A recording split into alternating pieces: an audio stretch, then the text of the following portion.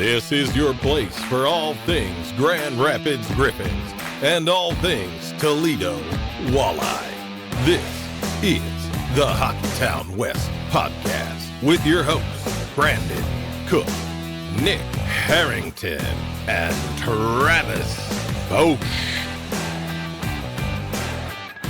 Well, there's a few things certain in life. Death, taxes, and Michigan State being Michigan's little brother. I got nothing. I didn't watch any of the football games this weekend. He calls himself a Sparty fan. I have never called myself a Sparty fan on this show at all. I root for Central Michigan. I went to Central Michigan. Show. I'm a CMU fan through and through. They did win this weekend. They played UMass, who's just absolutely terrible in football. So good win there. Well, I saw Western Michigan take the split this weekend against Michigan. That was great. In hockey, yes. In hockey, and that's about where I go, right? It's funny he says that, but if the role was reversed and MSU won, I would not be hearing the end of it right now. Nor should you, the end of it. Right? It's the legacy, right? Hey, I take wins, man. Wins are wins, and as long as they win out, I'm happy. There's 2 games on the calendar every year that they got to win. I don't care if they lost every game. There's 2 games they got to win. The opener. It's the last one and the one against MSU. Yeah. All that matters if you're a Michigan fan. Yeah, anyways, welcome back to the show, everybody. Welcome back to the Hockeytown West podcast. We're here to recap the weekend of Griffins hockey, which is just one game. Weird light schedule for the Griffins to start this season, but it is about to ramp up here as they head on the road for 2 games this week, and they also have a Sunday game back at home this coming week as well. But we've got one last game against Manitoba to wrap up these first 3 games against Manitoba that we've been seeing and talking about. They had game 3 Friday night at Van Andel, and boy, it was a great game, great result. But a little bit of news and updates to talk about before then. And the biggest piece of news heading into that game was Nate Danielson returning to the ice. We saw him at practice about a week ago in the non-contact jersey. We went to practice the day before this game, saw him out of the non-contact jersey. Didn't know if he was going to be playing in that game or playing Tuesday for his first game, but back in the lineup Friday night, and what a welcome sight he was, right? Yeah, I mean, it was, like you said, we weren't sure when he was going to get the start, when he was going to be back, and it was good to see him back for the game this week. So, I wasn't sure, like I said, I wasn't sure if he was going to start Tuesday. I was like, that kind of makes sense, give him a couple more days, but I wasn't sure who he was going to take out of the lineup for it either. Like, we got all these veterans that we've been juggling, and we're like, is he going to take out a veteran? Is he going to take out a non-vet? Where is he going to slot? How is he going to play? Surprisingly, came into the second line, played really well, had 2 assists that we'll get to. He kicked out Mr. Carson Bantle, who Tyler Engel moved down the lineup, and Carson Bantle moved out. Interesting chess match, I guess. Chess play that Waddy has to play with these lineups. I don't envy Waddy having to make these decisions every night, because up and down the roster, everybody is a capable player to be playing on these lines night in, night out. And he's got to play this chess match of veterans and who to put in, who to take out, and hopefully produce the same result. It's just good to see that you take one out, add a piece in. Obviously, adding Nate Danielson boosts you in that category there. It's not like we were bad without him, though. Like, obviously, they had won 4 in a row without him. Getting him back in is great. And we didn't know what kind of Nate we would see, but then we found out that his injury didn't limit him from the gym and skating. So he's been skating and working out during this whole time, still being around the guys a lot. So he kind of just able to step in, as coach said after the game, without missing a step. Yeah, I mean, he looked fast. I mean, he didn't look like it wasn't like he had been out at all. Honestly, like he fit in, he flowed well. He had great chemistry with John Leonard, which was, kind of surprising because he hadn't played with him in a real game yet. And, it paid off really well for him. So, I mean, it's like Todd said, and he was this close to making the team. And I'm like, is he just saying that just to say it because he wants to give everybody hope? Or did he really mean it? And he played really well. So I'm excited to see how he continues to build. And, no offense was lost. It's just another one of those it's just another one of those prospects that you're happy we have him, but we know our time is short with him. He's got the potential to make that move up here rather soon. And it's good for him, right? You love to see that growth, and he looks significantly stronger than last season. Like, he looks like he can hold guys off the puck more. He was winning cleaner faceoffs. He was just playing an overall stronger game than what I saw from him in his last few games last year. You can really, truly just see the growth on ice right there. Yeah, I'm sure he wants a short time too, because we do ask for him a lot in the media, and he just not great with the camera in front of him. He doesn't like Love it, the so camera, but yeah. he doesn't mind talking. He's a great kid. Like, you can tell, like, he's gonna be a good pro. He's going to be a good NHL player, and he's going to turn out really well for the Red Wings, and I'm excited for what his career will bring. I'm just going to enjoy him while we have him here and reap those benefits for now, right? Again, just we know it's limited time. We just don't know when. I know Travis, who's not with us today on the show, he's got some other obligations, but hey, I think I got the text that night. He's like, Red Wing by Thanksgiving. So that's Travis's prediction. I'm not giving a prediction on it. I'm just going to enjoy him while we have. Yeah, it's just the Wings. Yeah. It's a tricky thing with this week with the past games. So it's tough. I think they're going to try to figure it out. I mean, it's not bad to have, Nate down here, get his ice time, get his development, work on some things, kind of be polished up enough. I mean, he looked pretty agile. I mentioned it in post game. He's ducking pretty quick on the John That Lander was goal. funny.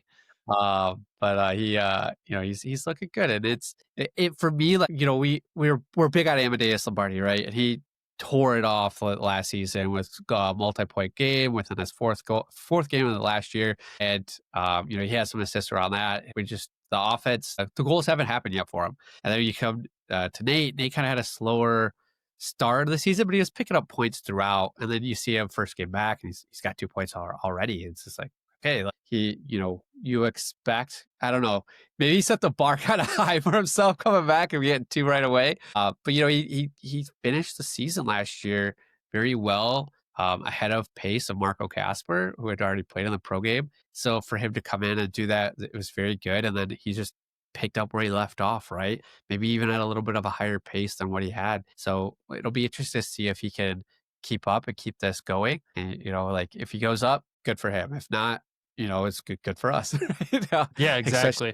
We're going to need depth at some point in the season. So, especially not a veteran guy to be able to help. Yeah. So, seeing Carson Banto come out, not great because we love his physicality, but it does give us an extra guy to be able to work with and work around until, a trade or something happens. And who knows if we even get anything back out of that on our end, because it's always usually benefiting the Red Wings. So yeah, it'll be the last thing we want to do is lose a non-veteran player and gain another veteran player. Like, the lineup gets real tricky if that happens. We can't go down a non-veteran player right now, and that's what you want to avoid. But you said maybe he set the bar too high, and I think it was more reassuring everybody, including himself. He's like, I'm good. Like, I'm ready. I'm good to go. I'm ready for the season.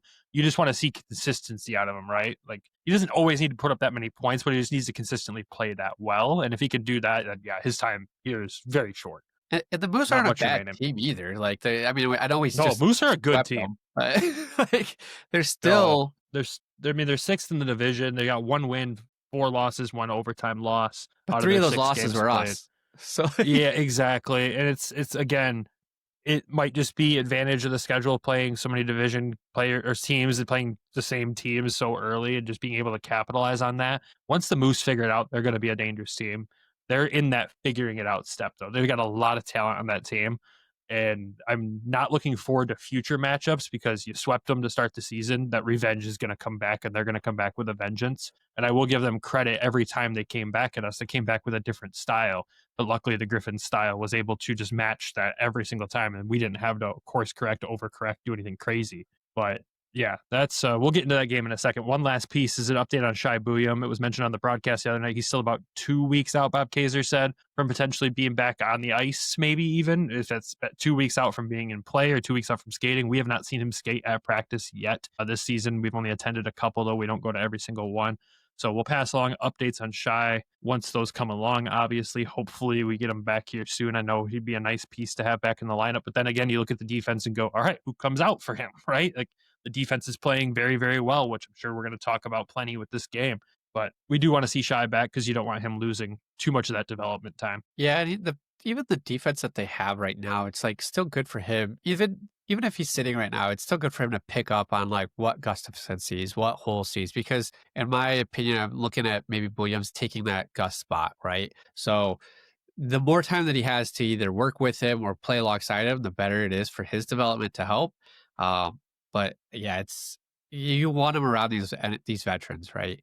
You want him learning, you want him skating, you want him absorbing as much as he can while he's sitting out, while he's not playing. Hopefully, I don't know what the severity of his injury is. I'm hoping he's still able to, obviously we've been to 3 practices. We haven't seen him skate. Hopefully he's able to lift. He's able to work out. He's able to, just rest up and recover and, get the body ready for the long season.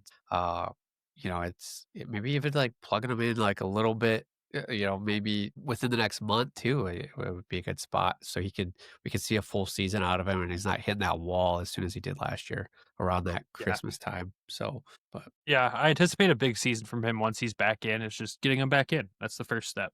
Those are all the news and updates and all the fun stuff around the team right now. Let's dive into the game. Heading into this game on a 4-game winning streak, a perfect 4-0 to start the season. 3rd game in a row against the Moose. As we've alluded to, the game went well. They won that game. They're 5-0, tied their franchise record best start ever that was set back in the 04-05 season.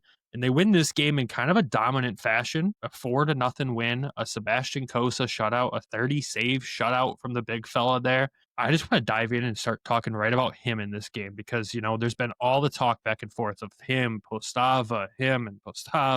I think Kossa's heard or seen all the talk, and he walked into this game and said, hold my beer, and I'm going to hold things down. And he looked confident in this game. Yeah, he looked dialed in. He looked, I said it second period. I was like, this is a Cossa game. Like, this is a big game for him.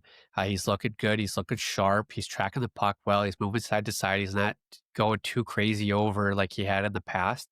And I'm like, this is a game that he needs, right? Either personally or professionally. He just kind of came out in a different gear, a different setting. And, happy to see that he got the shutout. I know you requested for him like 7 minutes left in the third. I'm like, you're really going to put him on there, huh?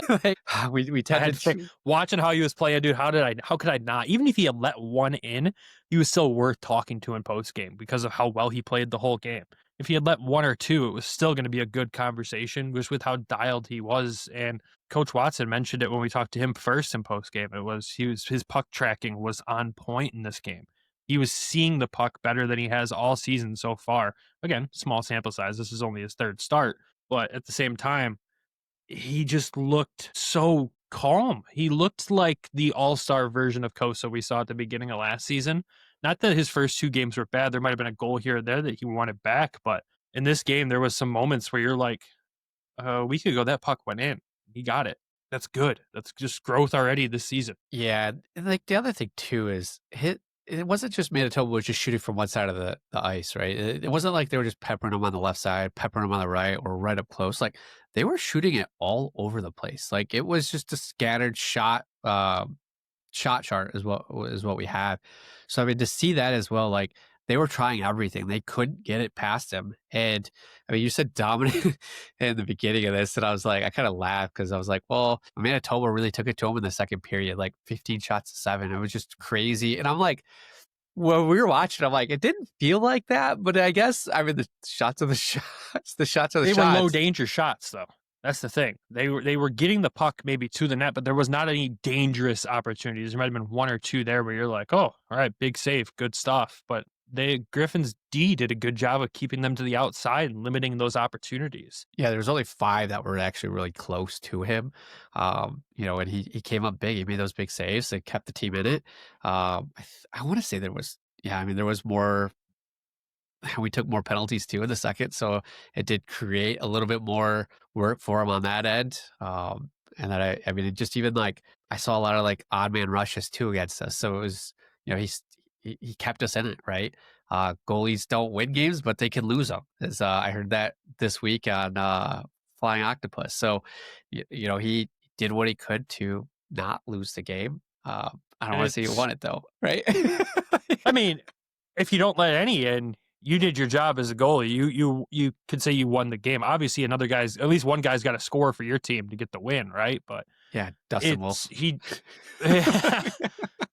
He did. I wouldn't. Yeah, sure. Maybe he didn't win the game because he didn't score, but he won the game by not allowing them to score. And what this game did for his stats too is just crazy. I mean, he's now 8th in the league in goals against at a 1.67 and 7th in the league in save percentage at a .943 with Michael Postava right behind him at a .939. They see both your goalies up there in the top 10 in the league. Again, it's all sample size. We're talking 5 games here, but hey, we have to have something to talk about today, right?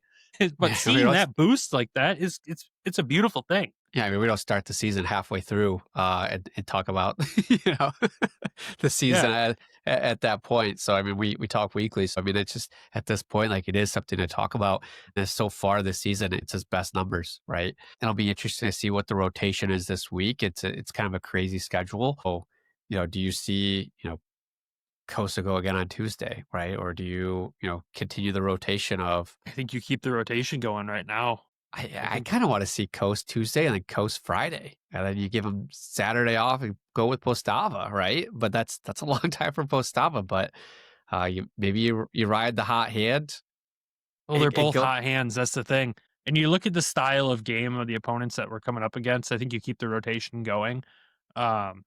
Which we'll talk about those opponents at the end of the episode here and what the schedule looks like going forward. But I think you keep that rotation going for now. I don't think you play around with it until you get past that Thanksgiving mark. That's where you can start maybe identifying who the actual starter is. But right now, they've both earned the opportunity to be going back and forth like this, I think. I wonder, you mentioned Thanksgiving, and it's always like in the NHL, it's like, are you in a playoff position after November? I wonder if it's the same in the AHL. I don't think it matters in the AHL because so many teams make the playoffs. I was waiting for you to say that. That's a rant we don't need to get into this early in the season now. Come on. Yeah, fair. But yeah, great game from Coase. Obviously, first star of the game in this one, too. He completely earned it. Really happy with that performance. Let's talk about the goal scorers in this game.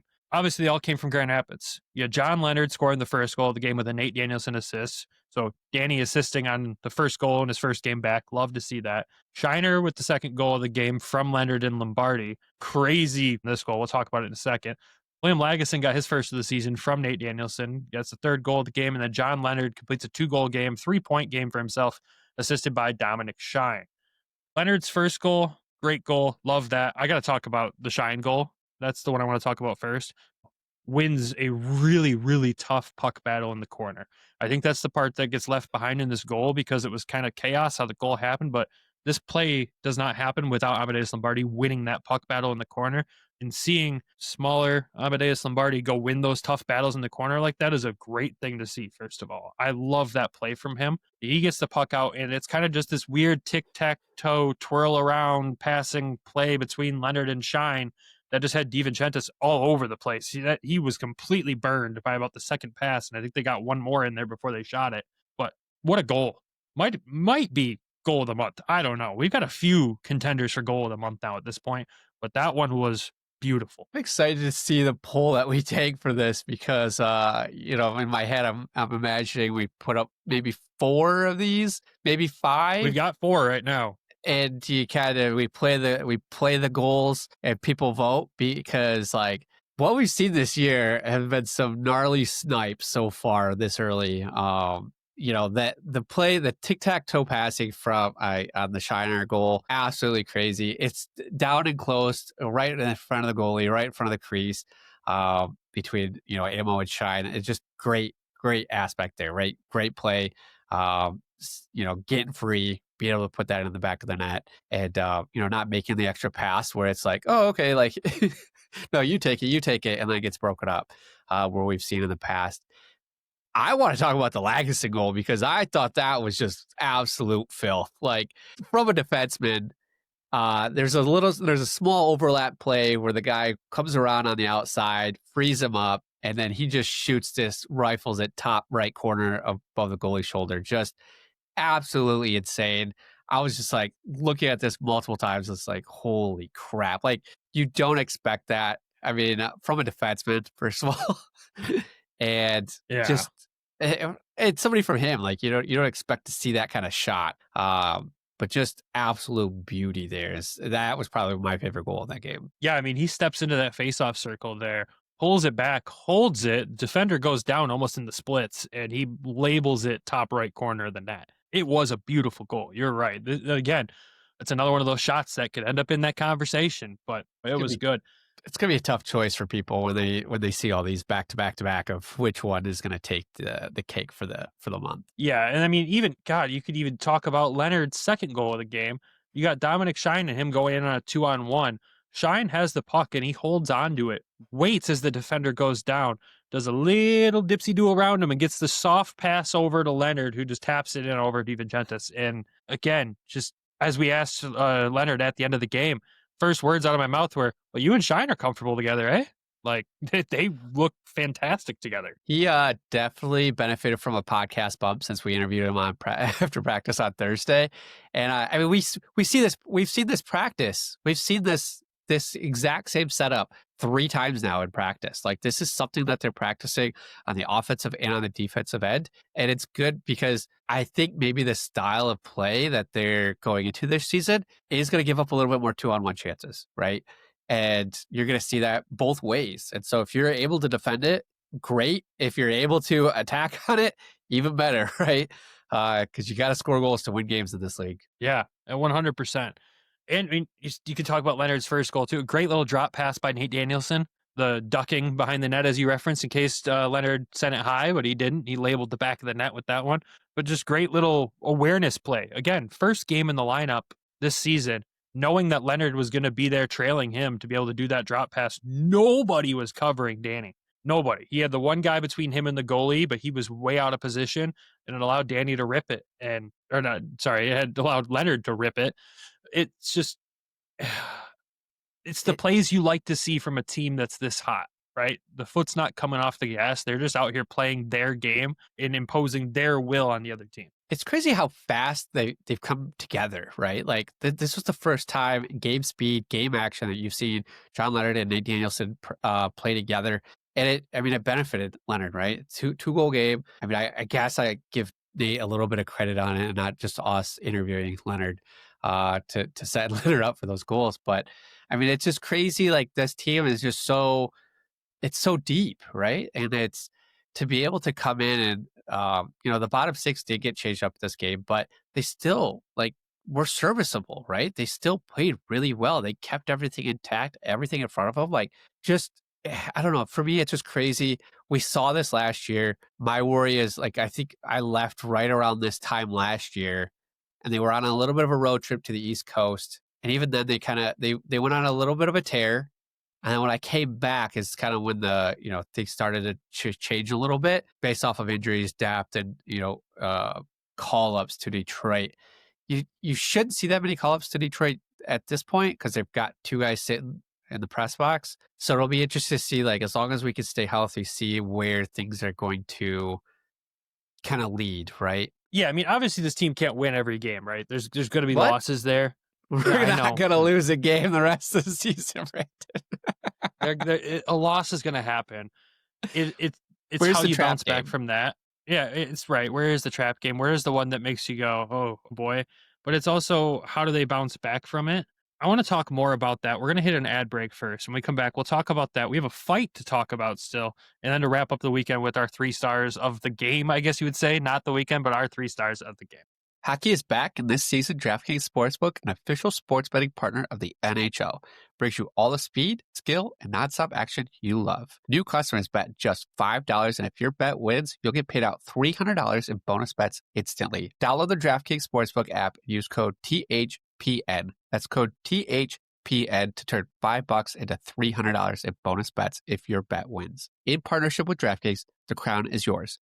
Gambling problem? Call 1-800-GAMBLER. In New York, call 877-8-HOPE-NY or text HOPE-NY 4673. In Connecticut, help is available for problem gambling. Call 888-78-97-777 or visit ccpg.org. Please play responsibly. On behalf of Blue Hill Casino and Resort, Kansas, pass-through of pay per wager. Tax may apply in Illinois. 21 plus age and eligibility varies by jurisdiction. Void in Ontario. Restrictions apply. Bet must win to receive bonus bets, which expire in 7 days. Minimum odds required. For additional terms and responsible gaming resources, see dkng.co/audio. Limited time offer. Copyright NHL 2025. All rights reserved. And welcome back. All right. Well, if you made it this far in the episode and you haven't subscribed to the channel yet or followed the podcast wherever you get your podcast yet, we ask you please do. You made it this far. You might as well click that button so you can stay up to date with all these guys the rest of the season. And of course, our Toledo walleye coverage too. We have an episode with the recap their weekend coming out this Thursday for y'all. And as we haven't teased yet, but we're going to do some fun interviews throughout this season with former players on the Grand Rapids Griffins, or that have played for the Grand Rapids Griffins, I should say. And our first one will be dropping this week. We're not going to tell you who it is yet. You've got to wait for it. I'll just say he might be one of the toughest guys to ever lace him up in Grand Rapids, and he was an absolute fan favorite when he was here and also won 2 championships. I'll leave the trailers there for you. Let us know in the comments who you think it is. And if there's anyone from the former teams you'd want to hear from, let us know, and we'll try our best to get in touch with them and see what we can do. But we do have, 6 or 7 fun ones about to be lined up here for you guys. Our goal is to do 30 for the 30th year. It's a steep goal, but at the same time, we're going to try it. We'll sprinkle them in all throughout the season. Maybe some will go into the summer too. Who knows? But a lot of fun stuff heading your way. So make sure you're subscribed so you don't miss that. Back to the Griffins game. I do want to talk about how the bounce back from a loss potentially will happen and all that. I want to save that for the end. Let's finish recapping this game here because there's a fight we got to talk about. And it wasn't Austin Watson. It wasn't Dominic Shine. It wasn't William Lagesson with an MMA takedown. It was Alex Kanik-Liepert. We've teased before that we knew this kid was tough. We've seen some fights from him with his other teams where you're like, this guy can chuck him. He drops the gloves with Tyson Empey from Manitoba, and I knew he was a tough kid already, but when I saw him drop him and then tuck his chin down, ready to go, I'm like, this kid can scrap. And it was a good tilt.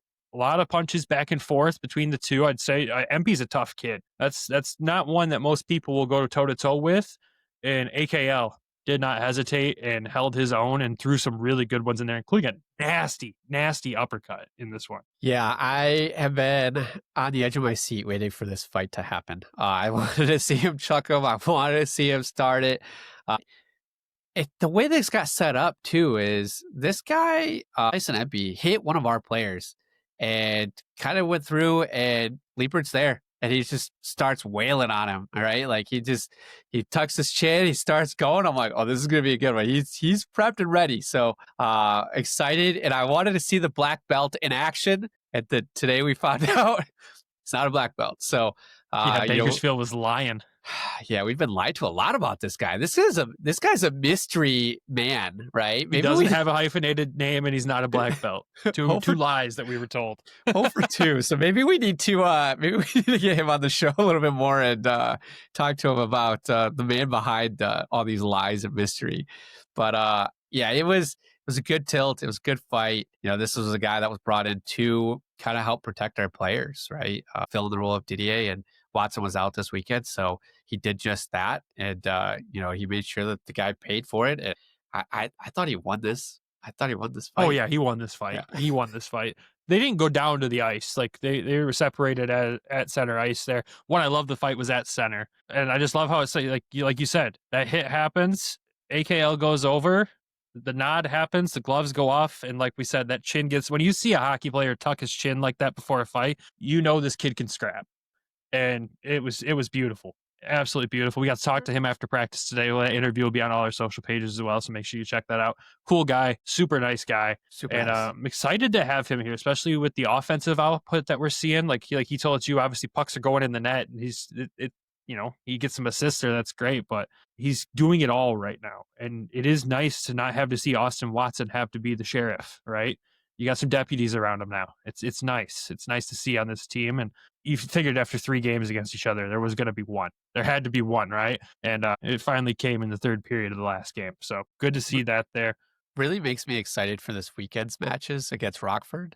Waddy already sat his one, so maybe you would expect him to play all 3, and those 2 teams are not not very friendly to each other with as many times as they have to play and the playoff history that they've had the year prior. So I'm sure some blood will be running. Remember a game, and I think it was last season. It was last season where there was a big scrum at the end of a period. A couple of our players might have left the bench to go join it, resulting in a suspension at the end of the season there for one of the games. I'm sure we all remember this one. We didn't get to really play them for the playoffs last year. I'm wondering if that's going to still have some carryover, because I think that might have been the last game we played against them last year, if I remember correctly. I Sounds might be right. wrong. I might be right. Some young guys learned lessons to not jump off the bench and go join the scrum, even though it was the end of the period. But at the same time, if I'm Austin Watson, I'm sure there's a guy I want to get my hands on that still might be wearing a Rockford uniform.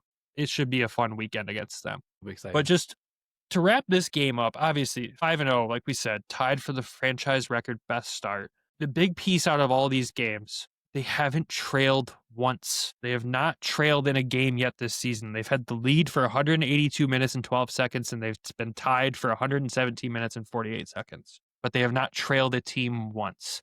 Granted, you've played 2 teams only.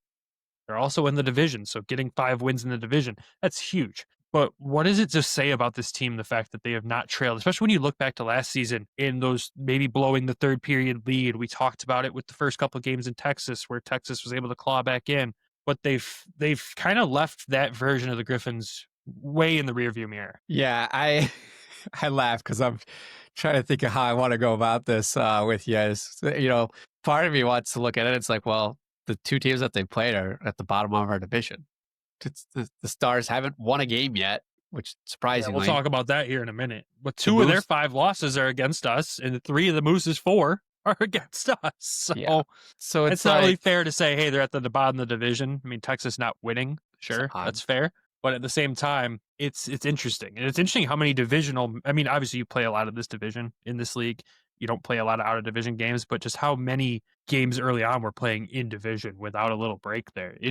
It's crazy. Yeah, it is. It's the AHL. They're heavy on the divisional games. So not too crazy, but it is good for us to be able to get that hot start, get the start going.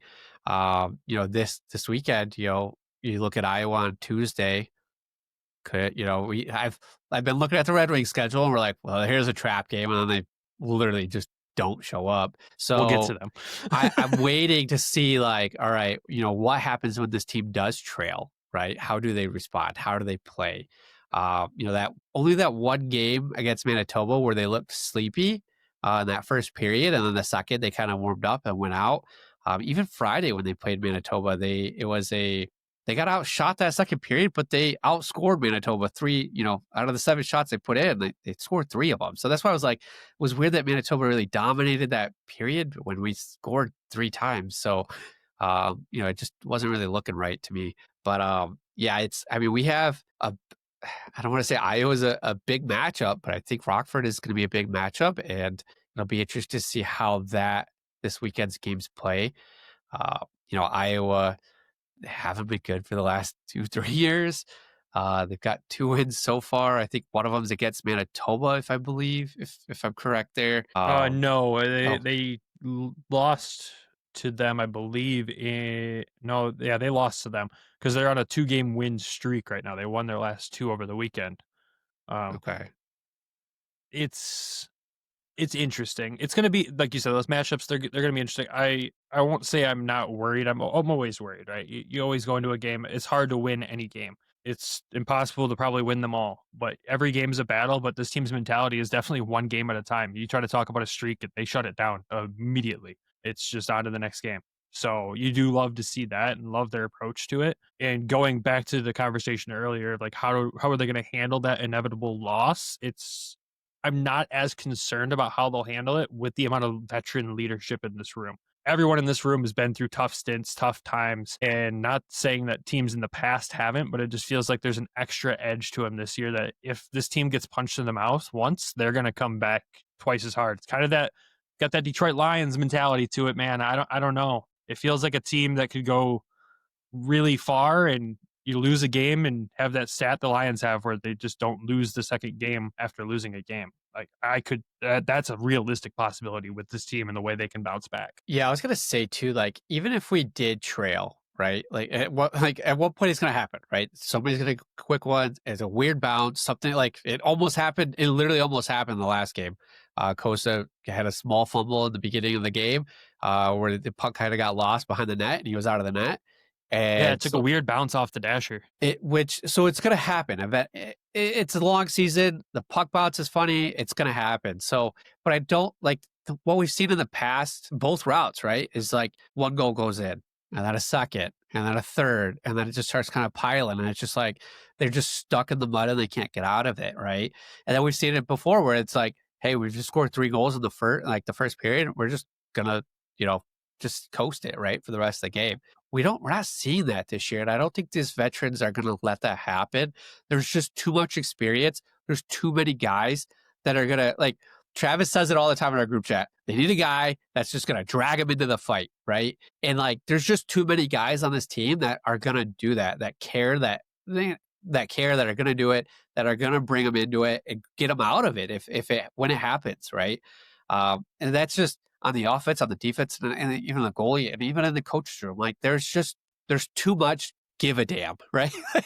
That's the other really thing that's been talked about a lot in our group chats is the give a damn. And so I just, it's weird to swear this much on the episode, but it's just one of those things that's been said. And I think the mentality there is they're just psychologically, they're strong, right? They're not weak. They've got the right guys in the room where that if they do go down 1-2 goals, I'm not nervous. I see a comeback. I see something happening. I mean, they've been outshot. I think I said before that we recorded 4 out of the 5 games, and they still won, right? It's not sustainable, but they're picking their shots. They're getting where they're at. I think a lot of it, too, has been special teams, right? Their special teams this season has been absolutely, it's been a lot better years prior. It's been a lot better than years prior. Holy, we're not sitting here screaming about that for any episode yet this year, and we're 2 weeks into the season, 3 weeks into the season, and we haven't really had to talk negatively about special teams yet because they've been good. What did you tell me at practice? What's the penalty kill rated in the league right now? First, 93%. First in the league penalty kill, 92%? 93. 93%. At time of recording. It's Sunday, 3:30. Well, they don't play until Tuesday, so. Well, other teams are.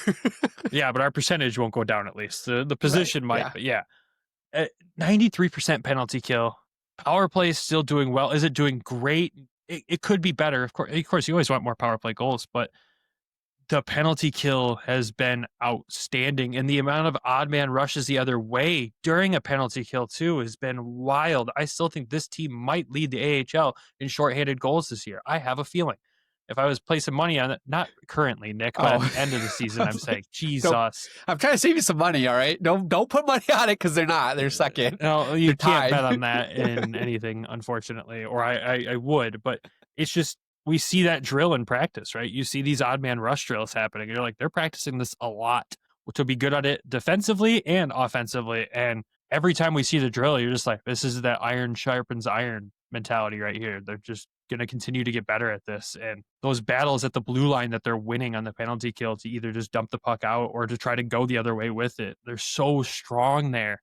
And credit to the players and the coaching staff for prepping and doing this well. They said it was a newer system on the PK this year that they were kind of tweaking and working with Brian Lashoff on, and it's paying dividends right now. And you look at just the Manitoba game this weekend, Manitoba had 3 opportunities in the power play, and they were in crucial moments of the game too. And the Griffins didn't let them get an inch. And you got to love to see that. You really do. They're playing smart, disciplined, hard hockey, right? And complete hockey. It's a complete game every night. It's beautiful. It's so much fun to watch at this level, whether it's loaded with the prospects or not.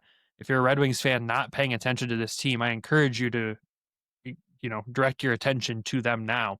Because the nights that you get frustrated with Detroit, tune into a Griffins game. Your frustrations might disappear a little bit. Obviously, it's not Detroit winning, but God, this Griffins team is so much fun to watch. It is a blast. The vibes are through the roof. And again, we are going to lose a game eventually, but we'll ride this high as long as we have it. And it's a freaking beautiful thing. After some rough years, like the first year we started covering this team, this is beautiful. To wrap up the weekend overall for the Griffins, our 3 stars of the weekend. We could cheat here and take the 3 stars of the game, which I think we probably will in this because it's the easiest way to go. But Nick's got a different one. He's shaking his head at me for those that can't see him on YouTube here. So, Nick, who's your 3rd star? 3rd star. Who did the team go with? They went with Dominic Shine. That's where I differed. I love the cap. We didn't pick him this week in Ignite the Nest, but I've given the 3rd star to Nate Danielson. First game back, puts up 2 assists, played really well. put on a show for all the scouts that were there, and I'm gonna put him on for third star there. All right, second star of the game was John Leonard. Do you keep it as John Leonard? Sticking with Johnny. Yeah, I thought he played well, 2 goals, big game, and he had an assist too, right? Yeah, 3.9.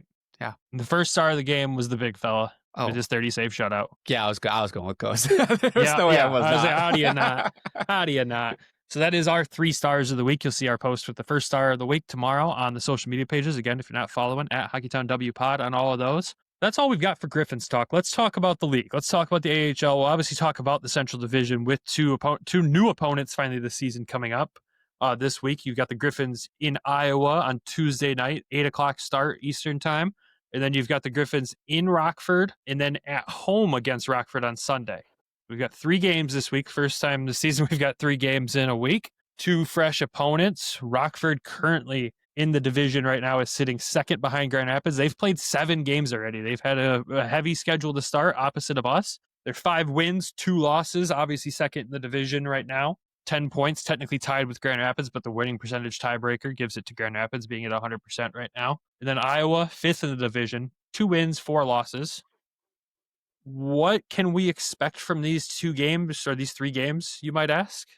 Chaos? I don't know. Games in Iowa get weird. It's one of my least favorite games to cover because the flow feed from Iowa is just about as bad as Texas's. So it's usually brutal to have to watch the game from home and try to cover and produce clips for you guys. That game, I'm feeling comfortable going into that one. Iowa's roster's all over the place. They don't have Jesper Wallstedt anymore in net. Their goaltending is kind of all over the place. They're missing a lot of pieces that they've had in the past that can be Griffin killers. They really don't have any of those left on the roster, but usually a new one emerges as the season goes on, so we'll see who that might be. I want to talk more about this Rockford series, these 2 games. I think that's going to be a big weekend for the Griffins. This is really going to be where we find out where they're at. Are they as good as we feel like they are? Or is it going to be a humbling experience? It's going to be. I think the big note that I wrote for both these teams for this week is going to be special teams.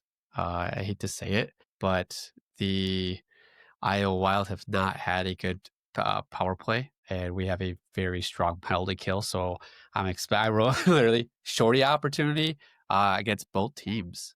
I think that's where it's really going to come down to. Rockford's a really good team this year, which shouldn't be a surprise to anybody because their organization's been kind of a mess, right? So, but they've beat good teams. They beat Milwaukee 3-2. They've crushed Iowa, beat Texas. Chicago was close, 3-2. Rockford, Chicago, they lost 6-5. Got shut out from Colorado. Colorado was good last year. And then they turn around and shut out Colorado the next night. So, I mean, and that 6-5 loss in Chicago, they were down like 4-0 at one point and came back and tied that and ended up losing, obviously. But that was a wild game. I watched that game, actually. It was insane. And they've got the Tuesday 11 o'clock game against Chicago too this week. So, I mean, they're going to be coming on the same kind of schedule that we are. Obviously, less travel because they're both in Chicago. Someone may not say, but they're both in Chicago. So it's going to be interesting for me. I'm looking at this as like, okay, so we got a 1-day road trip to Iowa. They're taking the bus. They're going to ride back, and they got the home and home against Rockford. Starting there, they're coming back. So it's a schedule. It's the schedule, right? So it's just how are these 2 teams going to prepare? How are they going to be ready? It's our first like back-to-back road trip, or they're on the road and they're coming here. Yeah. So it's going to be interesting to see how that plays out. I'm excited for it because I feel like it's going to be electric, right? These 2 franchises hate these are going to feel like plaplayoff games. As they should. These are going to feel like playoff games. They're the top 2 teams in the division. So like the points do matter right now in this. I know it's early, but you'd rather, right, us take all 3 games this week, build the lead in the division, and just kind of keep running. Every point matters because you want to avoid the play-in playoff round. I'll say it every year. If I'm going to go on a small tangent, but when Coach said that about the mini series with Milwaukee, he's like, yeah, it's kind of like our playoff series last year when we had that week off in between games. I'm like, I'm glad you brought that up, Coach. So it'll be this back to back. It's going to be feisty. It's going to be fiery. I think special teams is really going to be key here. Hopefully, I don't know. I'm not worried about them being ready. Right? We've seen the practices. Yeah, and it's interesting too when you look at Rockford. We know about Drew Comesso in net. We've seen him plenty of times. We know he's good. This season, he's played 5 games. He's rocking a 2.68 goals against and a .922 save percentage, 3 wins, 2 losses. And then they got this rookie in Stanislav Breznov. I guarantee I butchered that. Sorry, kid. No, it sounds right. Two games played, 1.98 goals against, a .944 save percentage, and 2 wins, no losses. We're probably going to see each goaltender. That'll be interesting there. And then you look at, on the offensive side of the puck, you've got a couple forwards standing out. Brent Sini is always standing out for them. You got to watch out for Ethan Del Mastro.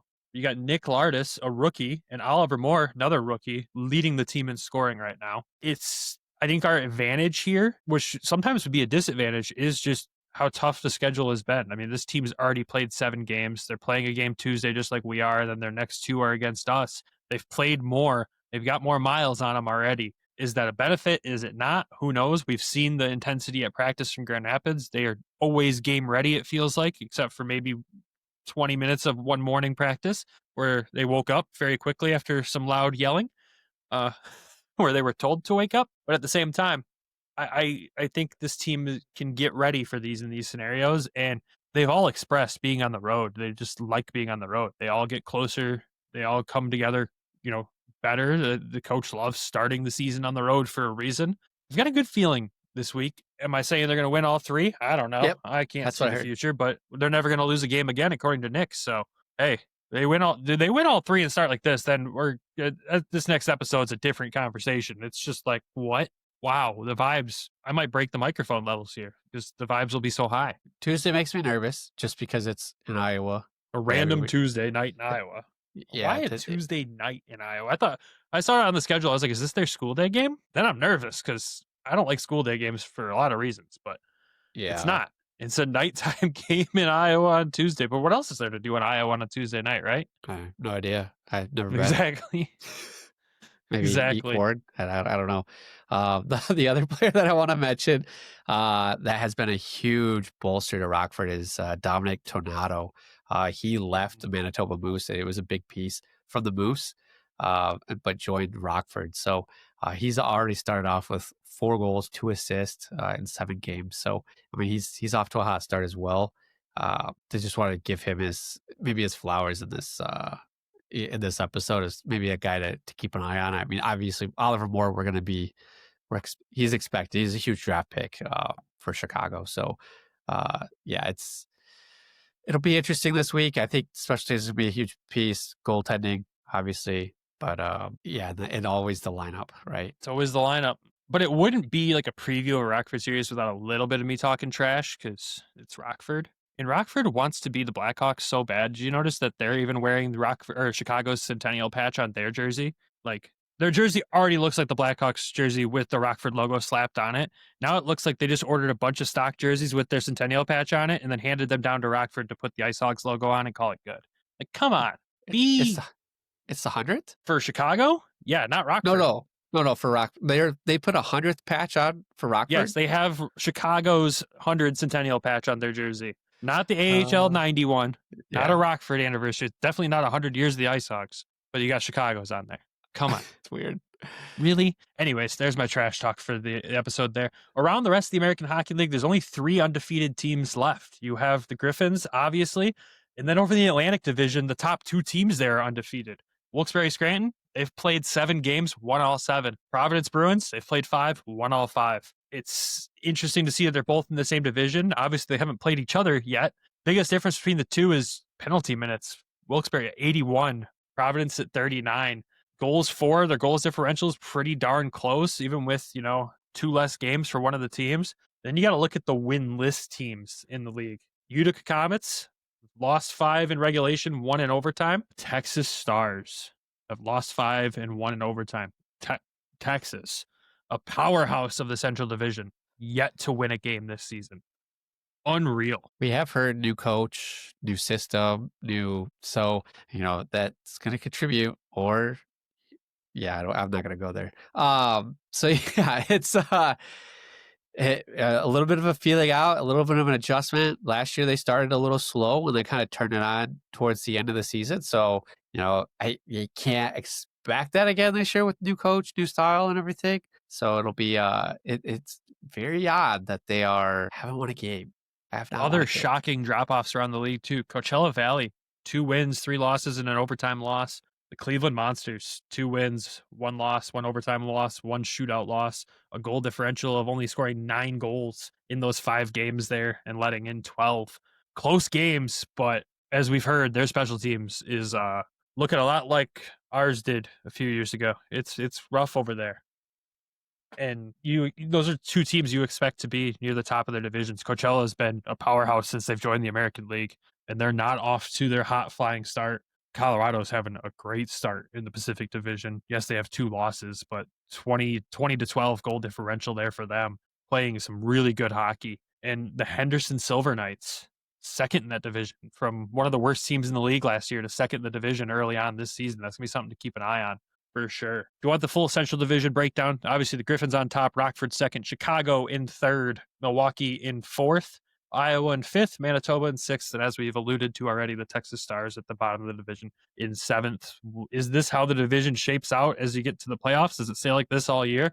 There's no way Texas doesn't come back, right? Like, yeah, they got to win a game at one point. You'd think this. I'm still dumbfounded by it. It's unreal. Absolutely unreal. But the nice thing is, guess they've only played 5 games, but the Griffins are the only team in the league at this point with single digits goals against. So love to see that. It helps great goaltending, AHL or veteran defensemen. And disciplined hockey. I think we're like 3rd or 4th lowest team penalized in the league. When I looked at this morning. Yes, we are. If you rate it highest to lowest, we're 25th in the league with penalty minutes, which is great. We're only at the 60 there. Top team in the league's Laval at 130 already. Who would have thought?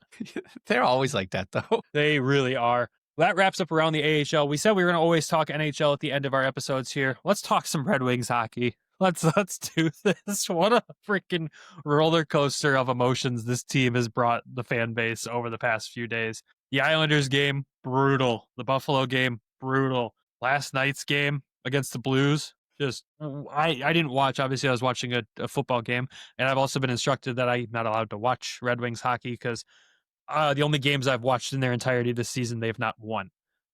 It's me. I'm sorry. Every single game I've watched from start to finish is a loss. And I don't know what's wrong with me, but as long as it's Detroit and not Grand Rapids, because I kind of can't not watch Grand Rapids. Detroit, though, what is happening? Injuries, right? I wasn't able to watch I started the Buffalo game, and I think it got out of hand, and I flipped it. What was the score to that one? It was bad. It was bad. I don't remember the final score. Was that the 7-2 game? I don't remember, if I'm being honest with you. There's so many numbers that float through my head covering 2 teams. Remembering the final score of a brutal Wings loss is definitely not in the priority of the brain up here. I know both games were brutal. 4-2 in that one. Buffalo or Islanders was the 7 because we all looked down at our phone and went 7. You're joking? Yeah. And then last night's game. How do you describe that game? I can't wait to tune into some of our friends' shows. Like tuning into Flying Octopus and Hockeytown Rundown this week is going to be comical, probably for us at this point, just to hear how they react to those games. They're 2 very different shows, so yeah, it's gonna be different takes from both, and I'm excited for it.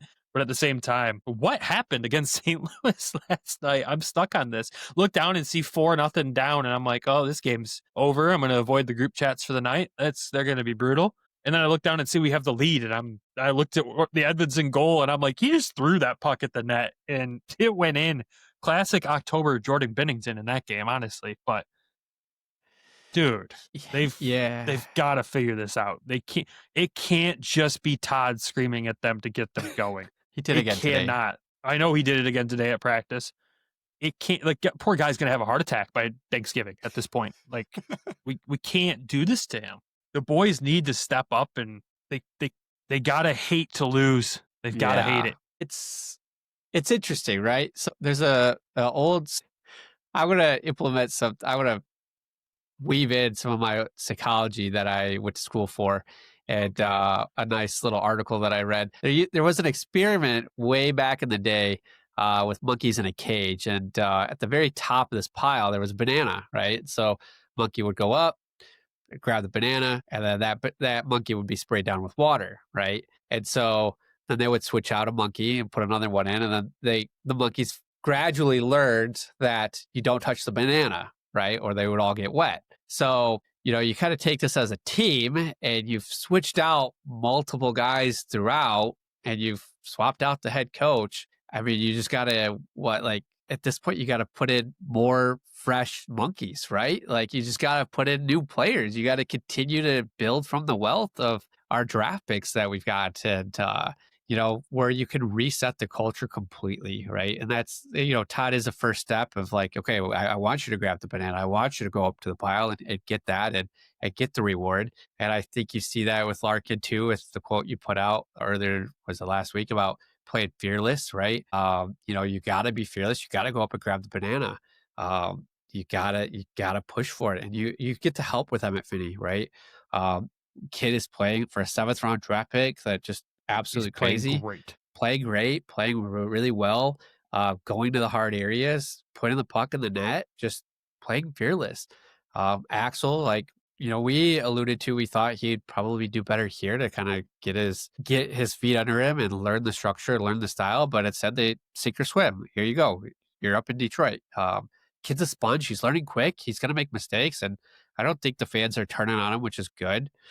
From what I've been able to see, I haven't been able to be on Twitter or watch the last couple games.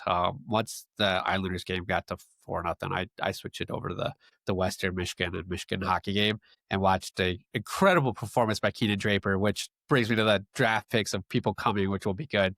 But going back to the Wings, like, you've got these guys. MBN, I wrote down last week. I was gonna throw it in the show, and we didn't really get to it. But I was looking at, like, maybe the Wings move him down to Grand Rapids, and you move somebody up like Nate Danielson or Amadeus Lombardi or somebody on the wing to be able to get that experience, just so MBN can get his time, his footing, his confidence, his I don't know, just to, like, more of a mentality thing, not a demotion because she's not playing well, but just to get his, some confidence, right? I as a player, I had that problem too when I was playing varsity. I went a couple games without scoring a goal and then dropped down to JV, and I was like, all right, here we go. And I just kind of ran circles around the guys and felt better after. So, maybe you kind of see that aspect. I think Vinny's going to be up there. We talked about it at the beginning of the season, like, maybe these guys get a couple games and then they come back and then they come back up, and like, it's just kind of yo-yo. But I think Vinny's up there for the rest of the season. Vinny ain't coming back. Yeah, he's gone. So I think maybe ASP is probably not coming back. MBN, there's conversation that could be had there. I mean, look, we're 9 games in, right? 1 assist for 1 point, a -5. There's a conversation that could be had to have him come back to Grand Rapids and get up to speed a little bit quicker. But at the same time, is it his mistakes that are costing the Red Wings? No, you just want more of an output, right? That's all you want. He's not playing bad defensively, even though I did just say -5. But at the same time, like, you can't blame every goal on him. There's not a goal that I'm looking at the Wings for that I could think of off the top of my head. And I'm sure fans will correct me in the comments if I'm wrong. There's not a goal where I sit there and go, man, MBN just cost the Red Wings that goal. It's tough with him. I think the other concerning one is Marco Kasper might be in a little bit of a slump. 9 games, 1 goal. That's it. I think you kind of expected maybe a little more out of him early here. Again, we're still talking very early in the season with a player like him, especially. The Wings fans want to blame their culprits, the ones they think they should blame. And I haven't watched enough clearly to be able to be like, yeah, there's something wrong there. They showed so well during that winning streak. It doesn't just disappear like that. It doesn't, but it did. And why, I think, is the bigger question. And it can't just come down to Todd screaming at these guys. It cannot always be that. It kind of reminds, people are going to hate this, but it kind of reminds me of the Blashill's last season, where it was like, you have these huge games where it's like 7-2, and then it's the reverse, right? They get shut out, it's 7-2 the other way. And so it's just like, you swapped out the head coach 3 times now, Steve. Like, you've brought in new players. You've brought in, like, it's just not consistent. But I want to touch on the NBA piece. Like, do you think, and maybe I'm going to go the other route on this, maybe I'm going to just back talk what I just said, but maybe you leave him up there and you swap out the center and you put a different supporting cast around him, and maybe that elevates him. Like, that could be a route that they go to. You take, I think he's been centered. I think his center has been Kopp. Is that correct? And Comfort. Yeah, it's for the most part, from what I've seen, yes, that's what it's been. Maybe you put Nate Danielson up there, and you get him going there. But at the other aspect, I was like, did they put him on the first line? And I thought they moved him up at one of these past. I can't remember this season if they've moved him up to that top line at all yet. He's been kind of just hanging out on that second line there, and obviously you're missing Patrick Kane, right? Like, that's on that line for him. That's a big piece on his other side that he's missing. And I'll say it. People might not agree with it. Lucas Raymond is not 100% right now. He probably should not be playing. He's definitely not 100%. I know they don't want to sit him. Obviously, he's a massive piece, but I'm really worried about a long-term effect here down the road if there's something seriously wrong with him. But he's not 100%. There's no way. It just doesn't look right out there. Not that he's looked bad. He just doesn't look right. Defensively, like, it's just chaos right now. Like, you'll get these elite performances out of some defensemen some night, and the next night they look like a different player. And I'm nervous on the goaltending side. And I was nervous about one of those goalies going into the season. And I didn't like what I saw in training camp from John Gibson. We saw the home opener happen. We saw an incredible bounce back, and then we've seen rough performances too since then. And I think I'll go on the record to say what I've noticed about Gibson is once the team's down by 2, it feels like he gives up. It feels like he just is, like, not in the game at that point. And I don't know why. It just looks like the goals after they go down by 2 just look like bad goals. And you're like, what are you doing, kid? Come on. Yeah, I mean, both goalies have had a bad outing, right? Well, let me rephrase that. Both goalies have had games where they've given up 5 goals or more, right? And so it's a shared concern for both, right? Some of them, there's something that they can do about it. Their screen or moving screen or weird bounce or whatever it is. But it's both goalies. With the full line blender the other night, just when we got shellacked, right? We just got the teeth kicked in on that game. Kind of like, I think you overcoached on that one, Todd. But it's one of those things. Like, it's a young team. It's consistency. It's gonna take a minute. They'll get there. You just got to keep swapping out monkeys, right?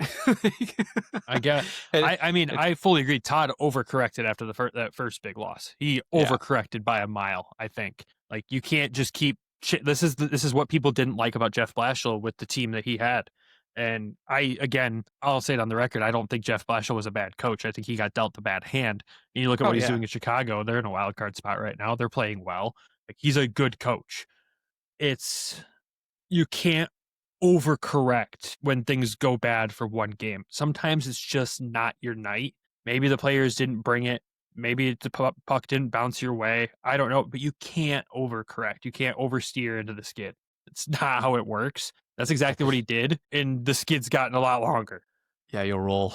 I've seen a couple of those this past month of cars. Yeah, exactly. So look, I know what grabs the attention on social media is Todd yelling and all that stuff, and everyone's like, that's my coach. Well, your coach also overcorrected, in my opinion, and that kind of put us in this situation. But it does go down to the players too. They've got to play like they want it every night. It's a lot of intensity you got to bring in the NHL. Can this team do it for a full season is the question mark. I think that's going to be left at the end of the season for us. Could they bring the intensity? Was it the right people? And I don't know, man. Again, I don't like to say anything before it's too soon, but I said they probably weren't going to make the playoffs. I said that as we started the season. If they're going to be this roller coaster all season, it's going to be another tough season on that side of things. And you want to see them get it together. All I can say is, thank God we have the Griffins to watch right now. So far. I mean, thank God. if you would have said at the beginning of the season, like, this is their record, 6-3, there's a lot of doom and gloom for 6-3. Like, they're above 500, right? Like, and you would have said, like, they beat Tampa, they beat Florida, they beat Toronto, they beat these teams that you're like, wow, like, there's some games that they should have beat. Like, they should have beat New York, right? There's some games that the deserve-o-meter was our side, right? It's a long season, 82 games. You can't win the Stanley Cup in October. That's why cannot. That's why they present it in July now. Like, yeah, right. So I mean, they'll figure it out. They'll be fine. I think it's crazy. Like, the top line in training camp was Casper, DeBrincat, and Kane, and it's like not existent. Well, obviously, because like DeBrincat's on a bad. Well, besides last night, he was snake bitten. The grind line had posted the card burning. I don't know if you saw that.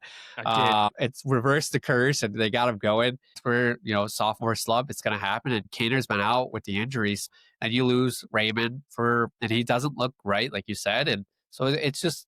It's a combination of things. The injuries are going to happen. They're going to be okay. It's just a little bit of growing pains, and that's expected, and that's okay. Like, the defense is just got to be. They got to settle out. They got to figure out who the right matchups and pairings are going to be. I know and it's hard too, because like, you want to trade. I'm sure they want to trade some people. But you got to be able to, those guys got to perform.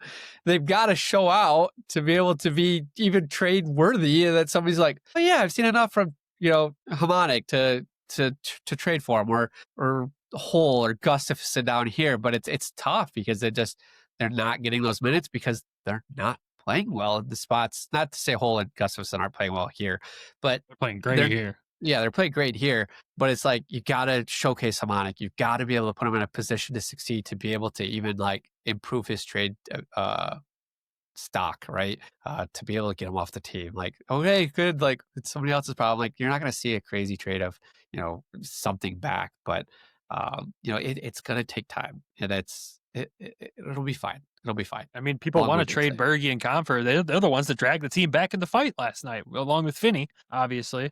And like you did say, there's so much doom and gloom around this team right now on social media after those losses. Even getting whooped in those two games like that, there's still a +1 goal differential, and they're second in the Atlantic with a game in hand right now on Montreal. So they're 2 points behind with a game in hand out of first place in the Atlantic. Like, the boys will figure it out, but they have to figure out how to find that spark within, and not the coach screaming at them. They've got to find the spark within themselves to keep going. If they can't find that, yeah, it's going to be a tough season. If they find that again and can keep it consistent, great. Did they maybe put the pedal to the metal too much in the gauntlet part of the schedule and were a little gassed after that? That's potentially it too, because they had to go hold their own against some very talented teams, and they did. Maybe they got a little burnt out too quick right there. Who knows? This is what makes me nervous, is like I told you, I said that these are some intense practices that Todd's running that we've seen on Twitter.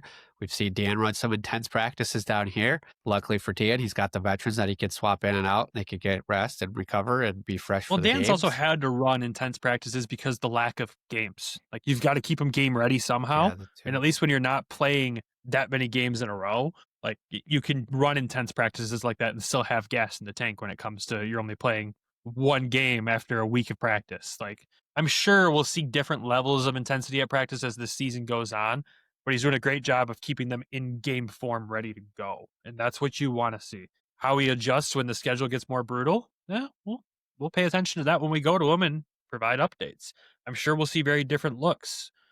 And look at today. Even it wasn't the full hour-long practice.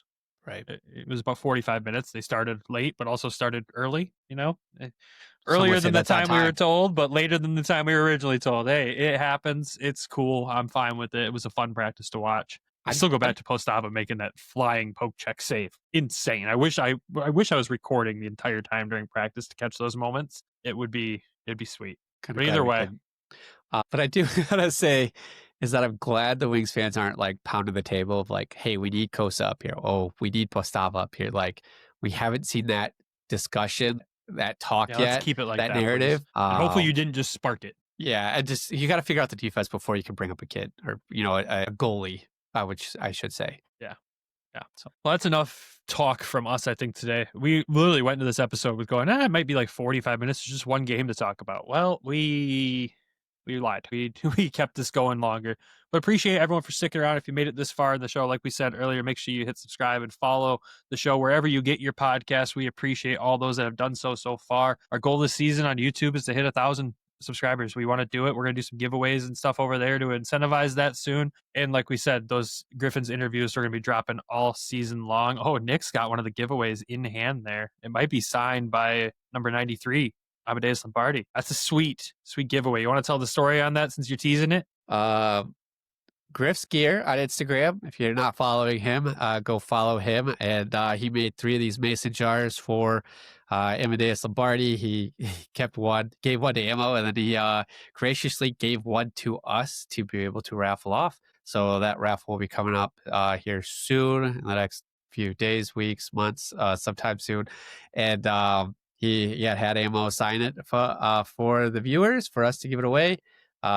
I would not, it is Sharpie, so I would not use this, but it is a cool memorabilia thing that you can to win. So make sure you're following him if you haven't already. He's posting jerseys. He has a huge collection. He's going to be at two events. I know one is coming up in November. I'll get the dates on those for next time, or we'll post them out. And there's another event that he's at as well. So huge collection of jerseys. He's buying, he's selling, he's, doing all sorts of things. But super cool guy. Met him at the Griffins game on Friday. Yeah, Friday. Yeah, happy to help. It was, thankful that he gave us a little gift to give away as well. Yeah, he posts some cool jerseys that just bring me back down memory lane every time I see one of them. I'm just like, whoa. And then I'm like, wait, you have that? I want to buy it. Happens every time. Like, especially when he shared the Owls one he had. He had a Thomas Yurko Owls one. I was like, oh, it's so clean. Anyways, yeah, I appreciate him for doing that. If you don't know the story behind the Amadeus Lombardi Mason jar, make sure you go find our last interview with Amadeus Lombardi. We'll link it here in the episode as well. And he describes the whole story of why the Mason jar is relevant to him. It's a fun, quirky story. But that'll be a cool giveaway, like Nick said. Make sure you're following along with us for that. And make sure you're following Griff's Gear on Instagram to see those sweet throwbacks. I have the page literally pulled up next to me right now. And I'm like, yep, there's some cool ones there. But with that, though, after teasing that, we'll wrap this episode up. Thank you all for tuning in, as always. Of course, we got to thank our sponsors of the show, DraftKings and Everything Hockey Clothing Company. When you're betting with DraftKings, use code THPN. And when you're shopping at everythinghockey.com, use code WEST to save a few bucks off your order. And of course, we've got to thank our Patreon subscribers as well. If you're not with all these lovely people following us on Patreon yet, make sure you head over to patreon.com/Hockeytown West podcast to join the lovely people. And those lovely folks are. We've got, I want to start at the bottom. Randy Zick, Michael Asante, Alan, Lori Fausch, Derek Sleazer, Griffin, not from GR, Elaine Grace, John of Florida, Claire Boughton, Tyler Eagles, Bryson DeChambeau is elite, Joe Schroeder, and Peter Grill. I hope I'm pronouncing that right. We haven't got anything. Peter's got to let us know. Yeah. I don't want to butcher it every week. We'll see Peter here in Toledo here pretty soon, I'm sure, as well. I know we're talking about potentially going down for a game here pretty soon. We're going to miss the home opener, which sucks. I really wanted to be there for that, but I'm going to miss it. I'm sad about that. We'll be talking about the home opener this week on that episode where we recap the Toledo Walleye this past weekend. So make sure you stay tuned for that. That'll come out Thursday. Like we said, stay tuned. We have an interview dropping this week. It'll be a fun one. We can't wait for y'all to see it. But until then, as always, go Griffins, go Walleye. Love you. Bye. Thank you for tuning in to the Hockeytown West podcast. Be sure to check us out on Twitter at HockeytownWPod and your hosts, Nick at GR Hockey Guy, Brandon at Brandon GR Hockey, and Travis at Trav in T-Town.